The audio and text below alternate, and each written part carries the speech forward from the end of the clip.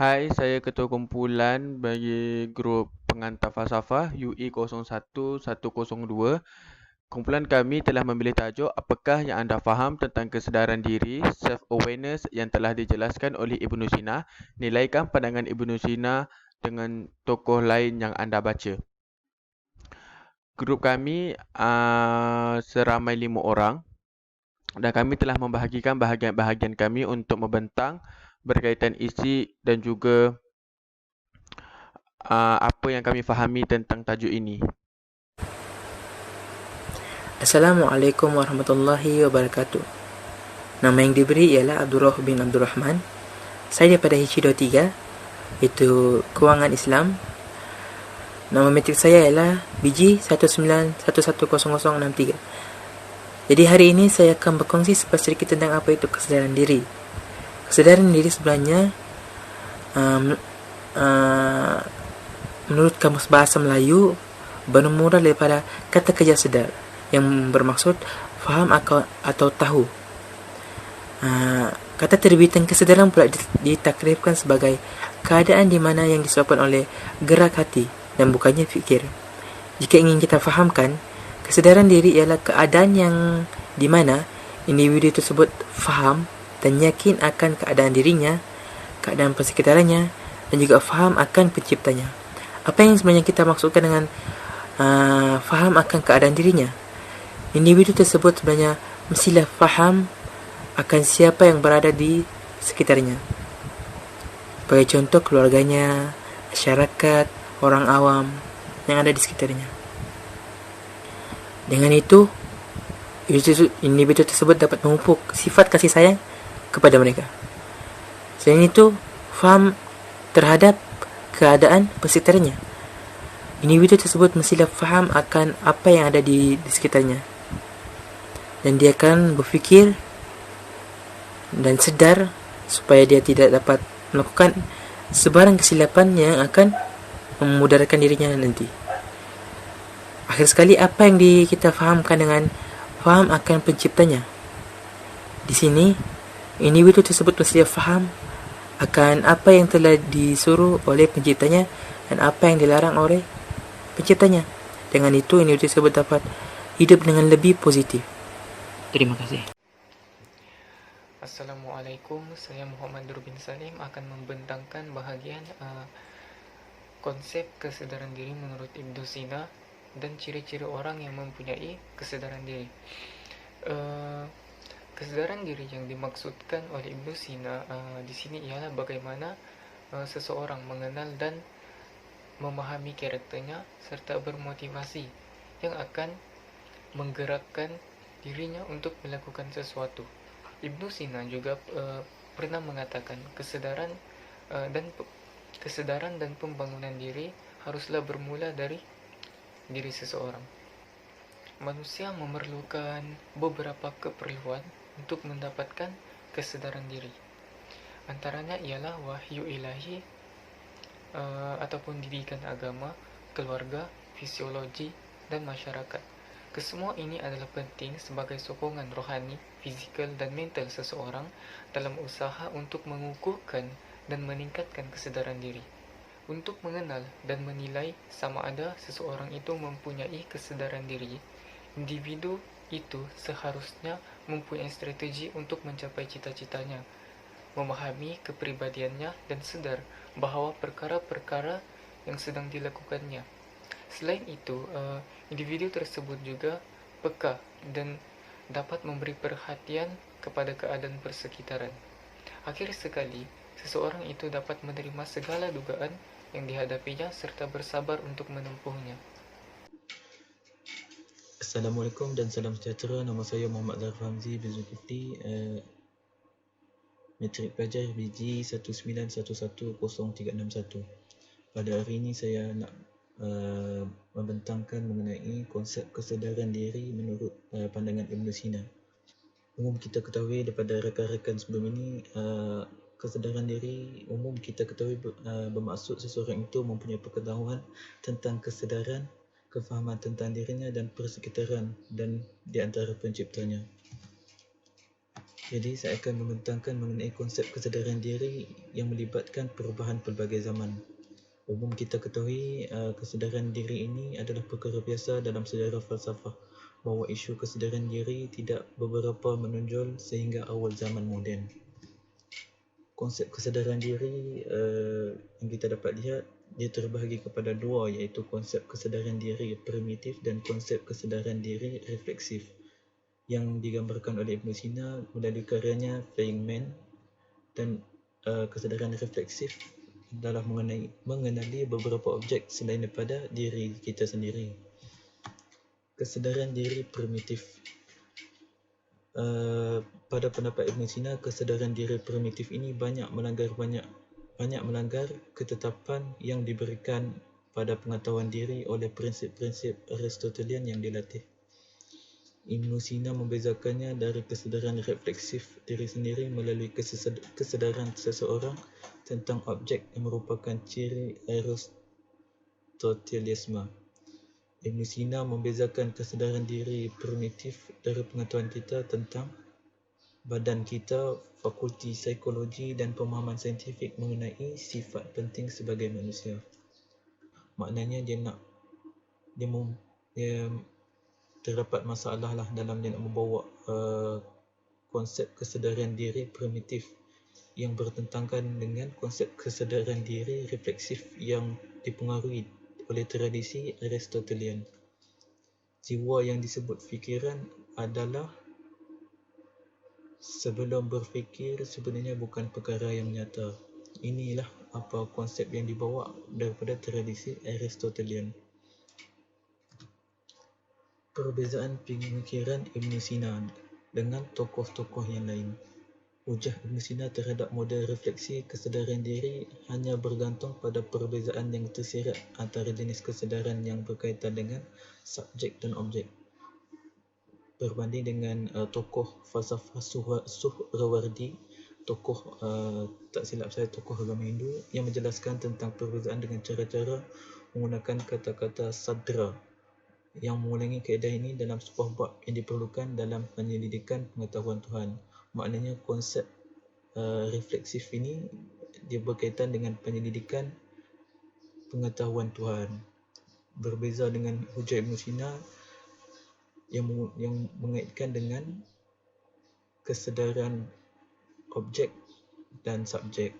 Assalamualaikum, nama saya Mugashfar Azri bin Megat Kamal. Hari ini saya akan membentangkan 2 poin saya, iaitu pentingan kesedaran diri pada zaman Ibn Sina dan tokoh lain yang menggunakan teori kesedaran diri. Saya akan mulakan dengan poin saya yang pertama, iaitu kepentingan kesedaran diri pada zaman Ibn Sina. Kesedaran diri yang pertama ialah kesedaran diri primitif. Kesedaran diri primitif memainkan peranan penting dalam memastikan kesatuan operasi jiwa, terutamanya kognitif. Kesedaran diri primitif juga mengenai sifat penting sebagai manusia dan secara terang-terangan mengakui keupayaan untuk mengetahui bahawa kita tahu sebagai bentuk pengetahuan diri yang tersendiri. Seterusnya, kesedaran diri refleksif. Kesedaran diri refleksif yang berasal dari kesedaran kita untuk mengenali beberapa objek selain diri kita. Saya akan teruskan poin saya yang kedua, iaitu tokoh lain yang mengamalkan teori kesedaran diri. Tokoh yang pertama ialah Goleman. Goleman mengemukakan kesedaran diri adalah kemampuan dalam mengenali perasaan itu terjadi. Kesedaran diri merupakan dasar dari kecerdasan emosional. Pada tahap ini diperlukan adanya pemantauan perasaan dari waktu ke waktu agar timbul pemahaman tentang diri sendiri. Seterusnya ialah teori Brigham. Brigham mengemukakan kesedaran diri adalah keadaan pada manusia ketika mengarahkan perhatiannya ke dalam untuk memfokuskan pada isi diri sendiri, atau darjat perhatian yang diarahkan ke dalam untuk memusatkan perhatian pada aspek diri sendiri. Kesedaran diri sendiri terdiri dari 2 jenis. Yang pertama ialah kesedaran diri pribadi. Kesedaran diri pribadi adalah pemfokusan pada aspek yang relatif pada diri sendiri seperti mood, persepsi dan perasaan. Orang yang memiliki kesedaran jenis ini yang dominan akan lebih cepat memproses informasi yang mengacu pada dirinya dan memiliki gambaran tentang diri sendiri yang lebih konsisten. Yang kedua ialah kesedaran diri publik adalah pada aspek tentang diri yang tampak atau kelihatan pada orang lain seperti penampilan dan tindakan sosial. Orang yang memiliki kesedaran diri publik yang tinggi akan cenderung menaruh perhatian pada identiti sosialnya dan reaksi orang lain pada dirinya. Baiklah, sekarang kita teruskan dengan sambungan iaitu bentuk atau pola dalam kesedaran pada diri pada pendapat barat. Iaitu mereka mempunyai dua pola. Pola satu mengenal kekuatan yang kita miliki dan pola kedua mereka pada pengetahuan barat ialah pengetahuan kelemahan pada diri dan akhirnya gabungan kedua-dua pola ini menghasilkan sinergi iaitu keberhasilan peribadi.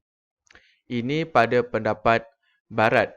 Manakala bentuk kesedaran dari sisi Ibnu Sina pula adalah menurut sebuah buku yang bertajuk Sang Pencerah Pengetahuan dari Timur karya Syuhrahwat. Bentuk kesedaran dari Ibnu Sina ada tiga iaitu mungkin, tidak mungkin dan wajib.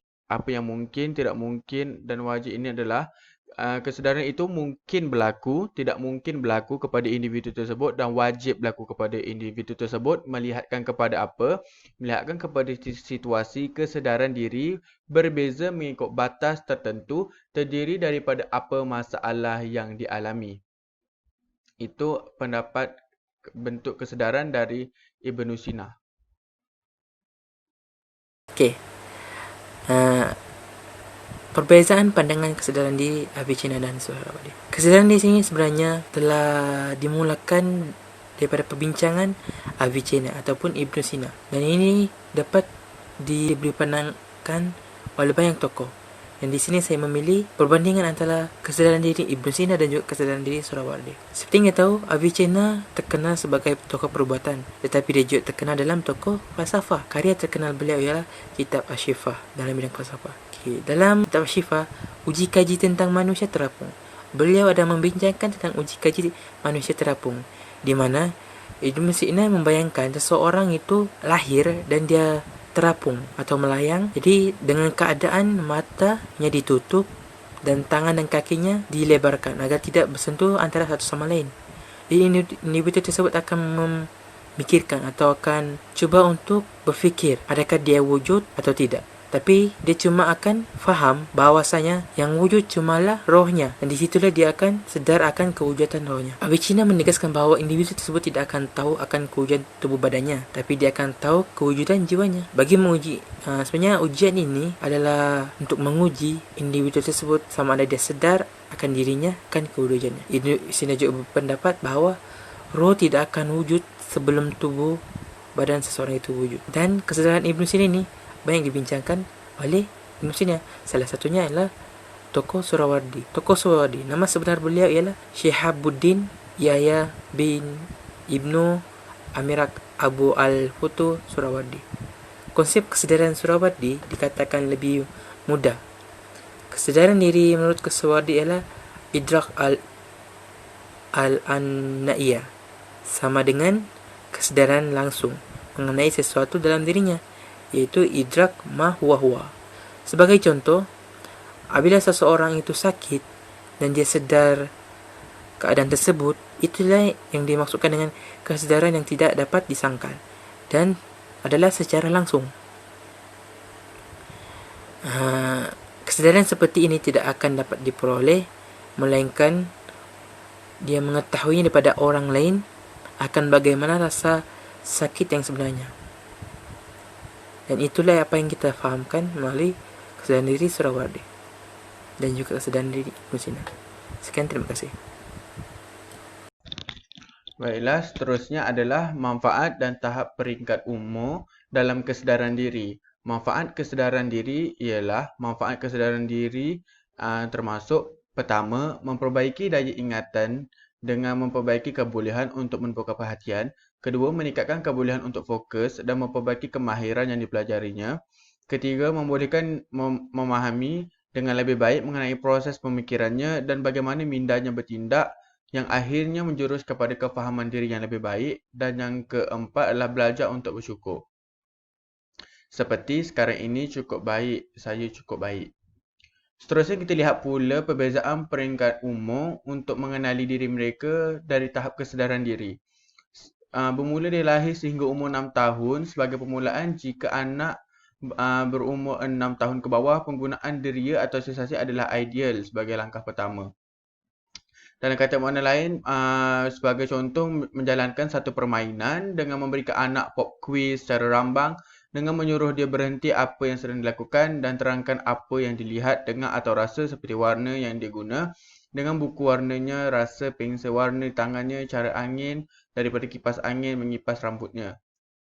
Seterusnya, jika anak itu berumur 7 hingga 12 tahun, tahap kesedaran dia yang boleh kita lakukan untuk memberikan mereka kesedaran adalah boleh mula dengan kaedah sebelum ini seperti dia masih kecil iaitu semua 6 tahun, tetapi tambah mereka dengan lebih tumpuan anak kepada rangsangan yang lebih khusus, bukan sahaja pada tubuh fizikalnya tetapi juga pada perasaan dan emosinya seperti marah, kecewa dan lain-lain.